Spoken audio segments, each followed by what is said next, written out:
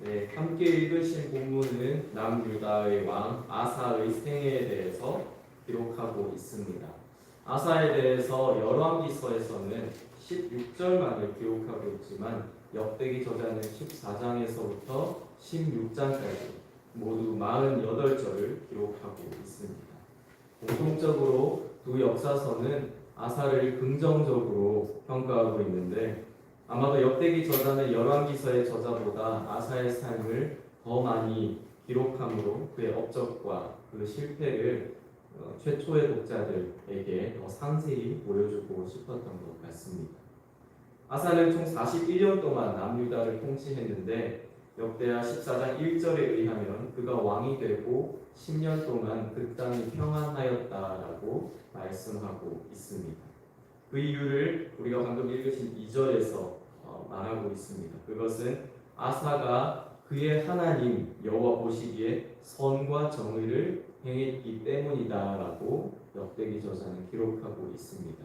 더 구체적으로는 3절에서 5절에 말씀하고 있는 대로 이방 제단과 산당을 없애고 석상을 깨뜨리며 아세라 목상을 부수고 산당과 태양상을 그가 없앴다라고 기록하고 있습니다.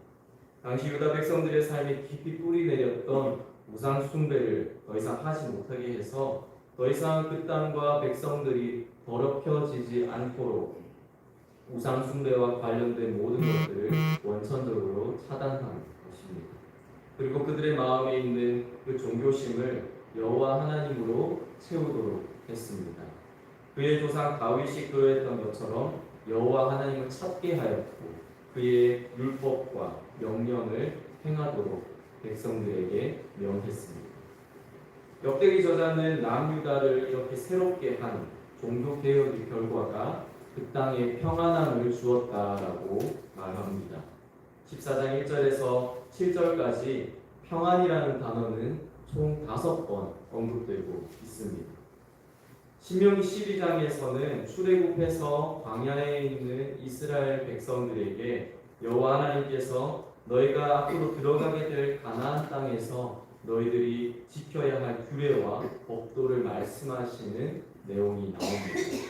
그때 하나님께서는 너희가 그 땅에 들어가면 이방의 신상들을 파괴할 것을 말씀하시고 또 특별히 12장 10절 이후에는 그들이 약속하신 땅에 들어가게 되면 하나님께서 주의 모든 대적을 이기게 하시고 안식을 주시며 너희를 평안히 하실 때에 너희가 여호와 하나님을 예배하라고 하나님께서 말씀하셨습니다. 아사의 때에 유다 백성들이 지금 누리고 있는 이 평안은 하나님께서 이미 약속하신 것이고 또 동시에 아사가 우상을 숭배하는 제단을 파괴하여서 여호와 하나님을 찾고 또 그분의 말씀을 따라 행했기에 하나님으로부터 누리게 되는 복입니다.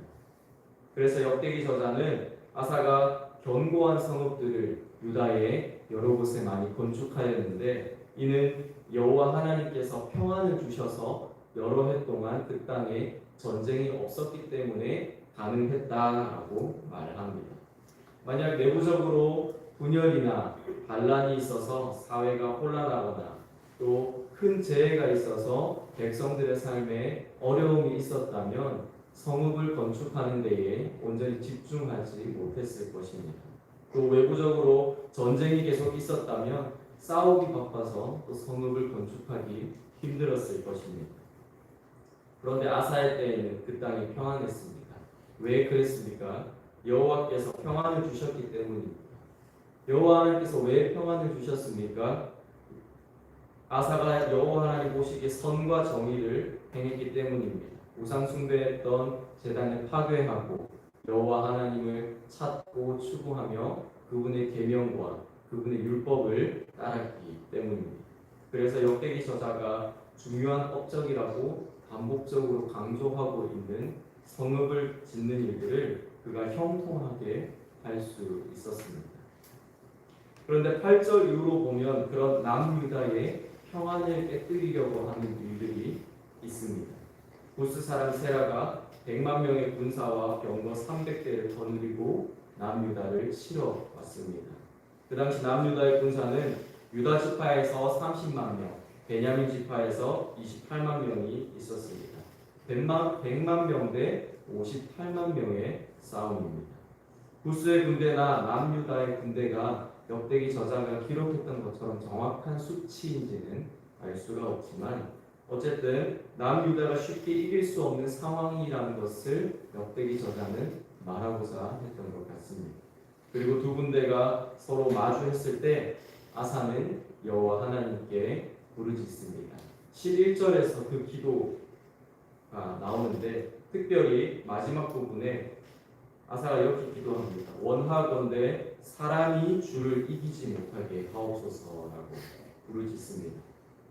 아사는 여호와 하나님을 이 전쟁터로 끌어들이고 있습니다. 이 전쟁이 유다와 구스의 싸움이 아니라 여호와 하나님과 구스의 싸움으로 그는 생각하고 있습니다. 자신과 유다 백성이 여호와를 의지하고 그분께 순종하며 하나님과 함께하는 삶을 살면서 함께하는 한 유다의 문제는 곧 여호와 하나님의 문제라고 그가 믿고 생각하고 있는 것입니다. 그 결과 여호와께서 구스 군대를 치셨고 구스 군대는 아무도 살아남지 못했습니다.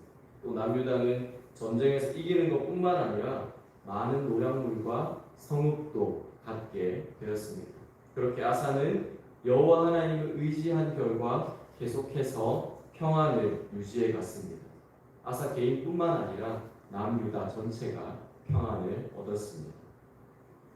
아사의 이 이야기는 역대기의 최초의 독자들에게 많은 것들을 말해주고 가르쳐주고 있습니다. 이미 그들 앞에 성전이 있고 또 이미 지어진 성읍이 있지만 여전히 이스라엘을 재건해야 하는 입장에 있는 그들에게 소망이 보이지도 않을 수도 있는 그 상황에 어떻게 그들이 살아가야 할 것인지, 어떻게 그들이 앞으로 그들의 나라를 세워가야 할 것인지 길을 보여주고 있는 것입니다. 우상을 멀리하고 하나님을 예배하며 의지할 때 하나님께서 주시는 평안으로 말미암아 그들이 그들의 나라를 든든히 세워갈 수 있을 것이다 라고 소망을 갖게 하는 것입니다. 호로 귀한 1세대들은 힘겹게 성읍과 성전을 건축하였지만 이제 그들은 보다 형통하게 그들의 나라를 세워갈 수 있을 것이라고 기대할 수 있는 것입니다. 우리는 어떻습니까? 우리는 평안 가운데서 하나님께서 우리에게 주신 성읍을 잘 쌓아가고 있습니까? 아니면 두려움이나 불안함, 초조함, 염려 가운데서 살아가고 있습니까? 혹 우리에게 평안이 없는 것을 보이지 않고 감추기 위해서 또 다른 무언가를 열심히 찾고 있지는 않습니까? 오늘을 살아가는 우리에게 가장 강력하고 달콤한 한 가지가 있다면 그것은 아마도 돈일 것입니다. 돈이 많으면 우리가 무엇이든지 할 수 있기 때문입니다. 무슨 일이 생기더라도 우리가 그 문제를 해결할 수 있기 때문입니다. 심지어 우리가 꼭 무엇을 하지 않더라도 우리의 통장에 많은 돈이 쌓여있는 그 잔고를 보면 우리의 마음이 든든하고 우리가 안정감을 얻으며 우리가 기쁩니다. 그것이 우리의 안정감이 되고 마음과 삶을 평안하게 해주는 하나님으로 우리가 인식하고 믿고 살아가고 있는 것입니다. 우리가 사실 돈의 유익을 부인할 수는 없습니다. 그러나 우리는 그것이 영원하지 않다는 것을 압니다. 또 아무리 우리가 돈을 믿고 의지하여도 그것이 우리를 구원할 수 없다는 것도 우리가 잘 알고 있습니다. 구스 사람 세라가 100만 군대를 믿고 의지하여서 남유다를 정복하러 왔지만 58만 명의 군대 앞에서 패배했습니다. 사실은 한 분 여호와 하나님을 이기지 못했던 것입니다. 아사는 이길 수 없는 싸움을 앞두고 여호와 하나님을 의지하여서 전쟁에 승리했습니다. 그는 눈앞에 보이는 두려움을 평안으로 바꾸었습니다. 군대가 아니라 여호와 하나님을 하나님의 자리에 두고 그 하나님을 의지했기 때문입니다. 아사 시대의 남유다는 평안했기 때문에 그들의 성읍을 건축할 수가 있었고 또 전쟁에서 승리하여서 전리품과 다른 성읍들도 얻으면서 나라를 든든히 세워갈 수가 있었습니다. 성읍을 견고하게 건축했기 때문에 그들이 평안했던 것이 아닙니다. 그들이 하나님으로부터 평안을 얻었기 때문에 평통하게 성읍을 건축할 수 있었습니다. 그것이 그들을 안전하게 한 것입니다. 우리가 가화만사성이라는 말에서 알 수 있듯이 우리 삶에서 많은 것들을 이루기 위해서는 가정의 평안이 먼저 이루어지는 것이 중요합니다. 가정이 평안하지 못한데 자녀들이 그들의 학업에 집중할 수가 없으며 부모들도 사회에서 일을 제대로 할 수가 없습니다. 그렇게 하는 것이 쉽지가 않습니다. 평안할 때에 자녀든 부모든 그들의 삶에서 하나님께서 허락하신 자신의 성읍들을 보다 형통하고 보다 쉽게 쌓을 수 있습니다. 교회도 마찬가지입니다. 교회 안에 평안이 없고 화평이 없으면 우리가 아무리 멋있고 아무리 놀라운 사역을 한다 할지라도 그것이 든든히 세워질 수가 없습니다.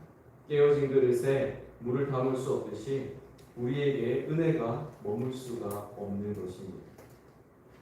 평안은 여호와 하나님의 성품입니다. 그렇기 때문에 이 평안은 하나님으로부터만 올 수 있습니다. 우리를 향한 하나님의 뜻은 분명합니다. 우리의 마음과 또 우리의 상황이 평안하고 그래서 그 평안한 가운데서 형통하게 우리의 삶을 살아가는 것입니다.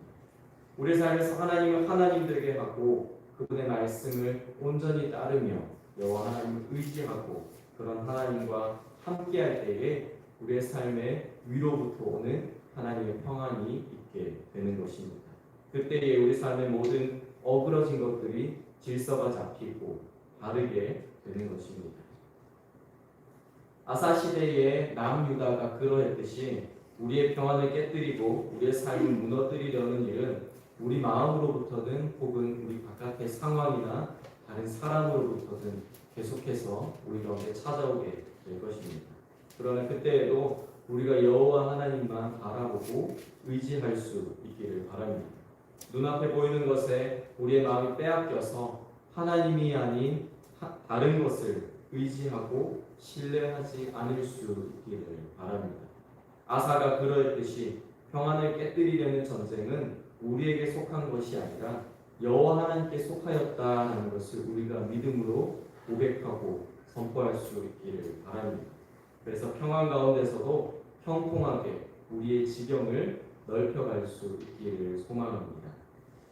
그래서 하나님께 기도하는 이 시간에 혹 우리의 삶에 하나님보다 더 높이 두었던 것은 없는지, 또 하나님의 말씀 가운데서 우리가 벗어나 있는 것은 없는지, 하나님보다 우리가 더 의지했던 것은 없는지 우리의 삶을 한번 돌아볼 수 있기를 바랍니다. 그래서 우리의 삶을 평안하게 하시고 우리의 삶을 형통하게 하시는 그 하나님의 손길을 경험하는 하루가 될 수 있기를 소망합니다. 그런 하나님을 의지하고 기대하시면서 자유롭게 기도하시며 하나님께 나아가도록 하겠습니다.